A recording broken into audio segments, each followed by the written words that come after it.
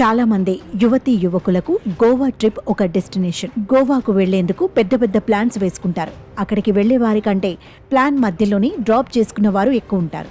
ఇండియాలోని వివిధ ప్రాంతాలకు చెందిన వారు మాత్రమే కాదు, విదేశాల నుంచి పర్యాటకులు గోవా ట్రిప్కు వస్తుంటారు. సమ్మర్లో అయితే రద్దీ ఇంకాస్త ఎక్కువగానే ఉంటుంది.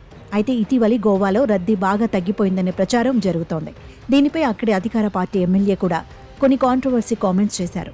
ప్రస్తుతం ఆయన వ్యాఖ్యలకు సంబంధించిన వార్త సోషల్ మీడియాలో తెగ వైరల్ అవుతోంది.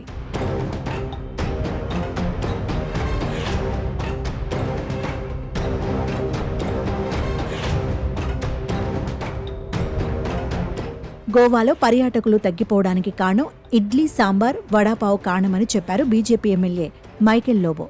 గోవా పర్యాటకంపైనే ఆయన కొన్ని కీలక కామెంట్స్ చేశారు. గత కొంతకాలంగా గోవాలో పర్యాటకుల సంఖ్య తగ్గిందని అన్నారు. ఇందుకు చాలా కారణాలున్నాయని చెప్పారు. కర్ణాటక రాజధాని బెంగళూరు నుంచి గోవాకు వచ్చిన వారు బీచ్లలో ఏర్పాటు చేసిన దుకాణాల్లో వడాపావులు అమ్ముతున్నారని అన్నారు. ఇక మరికొందరు ఇడ్లీ, సాంబార్ విక్రయిస్తున్నారని పేర్కొన్నారు. అందుకే గత 2 ఏళ్లుగా గోవా బీచ్లకు విదేశీ పర్యాటకులు రావడం తగ్గిపోయిందంటూ వ్యాఖ్యానించారు. గోవా పర్యాటకం తగ్గిపోవడంతో స్థానికుల్లో తీవ్ర ఆందోళన వ్యక్తమవుతోందని ఎమ్మెల్యే మైకేల్ లోబో వ్యాఖ్యానించారు. గోవా పర్యాటకంపై సాంబార్, ఇడ్లీ, వడాపావ్ ఎలా ప్రభావం చూపుతున్నాయనే దానిపై మాత్రం ఆయన క్లారిటీగా చెప్పలేదు. ఉక్రెయిన్, రష్యా యుద్ధం వల్ల కూడా గోవాకు పర్యాటకులు తగ్గారని చెప్పారు.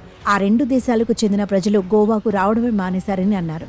అంతేకాక గోవాలో ఫారిన్ టూరిస్టుల సంఖ్య తగ్గడానికి తమ ప్రభుత్వం ఒక్కటే కారణం కాదన్నారు. అందరూ దీనికి బాధ్యులే అని చెప్పుకొచ్చారు.